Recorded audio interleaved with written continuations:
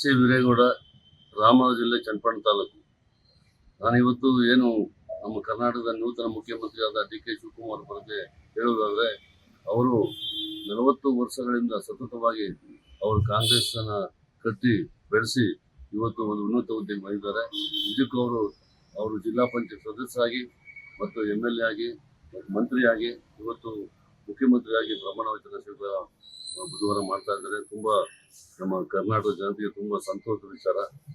ಈ ಒಂದು ಶಿವಕುಮಾರ್ ಇವತ್ತು ಈ ಮಟ್ಟಕ್ಕೆ ಬಂದಿದ್ದಾರೆ ಅಂದ್ರೆ ಅವರ ಶ್ರಮ, ಅವರ ಇಚ್ಛಾಶಕ್ತಿ ಮತ್ತೆ ಅವರ ಕೆಲಸಗಳು ಇವತ್ತು ಕಾರಣಕರ್ತರಾಗಿದ್ದಾರೆ. ಜೊತೆಗೆ ಇವತ್ತು ನಮ್ಮ ದಕ್ಷಿಣ ಜಿಲ್ಲೆ ಅಲ್ಲ, ಇಡೀ ದಕ್ಷಿಣ ಜಿಲ್ಲೆ ಅಲ್ಲ, ಇಡೀ ರಾಜ್ಯದ ಜನತೆಯನ್ನ ನೋಡ್ತಾ ಇದ್ದಾರೆ. ರಾಜ್ಯದ ಜನತೆ ನೋಡ್ತಾ ಇದ್ದಾರೆ ಇವತ್ತು ನಮ್ಮ ಡಿ ಕೆ ಶಿವಕುಮಾರ್ ಏನ್ ಮಾಡ್ತಾರೆ ಅಂತ.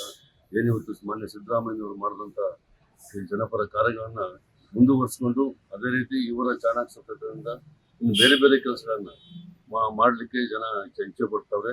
ಅದೇ ರೀತಿ ಅವ್ರು ಮಾಡ್ತಾರೆ ಅಂತ ನಮ್ಗೆ ನಂಬಿಕೆ ಇದೆ. ಯಾಕೆಂದ್ರೆ ಇಲ್ಲಿವರೆಗೆ ಯಾವುದೇ ಒಂದು ಮಂತ್ರಿ ಸ್ಥಾನವನ್ನು ಕೊಟ್ಟರು ಅದನ್ನ ಚೆನ್ನಾಗಿ ನಿಭಾಯಿಸಿ ಜನರಲ್ಲಿ ಒಂದು ಜನಮಾತಾಗಿದ್ದಾರೆ. ಹಾಗಾಗಿ ಇವತ್ತು ಮತ್ತೊಂದು ಕೆಲಸ ಏನಂತಂದ್ರೆ, ಇವತ್ತು ಏನು ನಮ್ಮ ಹನುಮಂತಯ್ಯನವರು ವಿಧಾನಸೌಧ ಕಟ್ಟಿಸಿದ್ರು, ಮತ್ತೆ SM ಕೃಷ್ಣ ವಿಕಾಸಸೌಧ ಕಟ್ಟಿಸಿದ್ರು.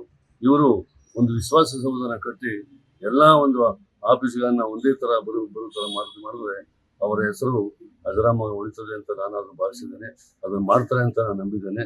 ಇದನ್ನ ಜನಗಳಿಗೆ ತಿಳಿಸ್ತೇನೆ. ಯಾಕೆಂದ್ರೆ ಇವತ್ತು ನಮ್ಮ ಹನುಮಂತಯ್ಯರು ಮತ್ತು SM ಕೃಷ್ಣ ಅವರ ಹೆಸರು ಅಜರಾಮವಾಗಿ ಉಳಿದಿದೆ. ಹಾಗಾಗಿ ಇವರ ಹೆಸರು ಕೂಡ ಅಜರಾಮ ಉಳಿಬೇಕಾದ್ರೆ ಅದೊಂದು ಕೆಲಸ ಮಾಡಬೇಕು ಅಂತ ಕೇಳ್ಕೊತೇನೆ.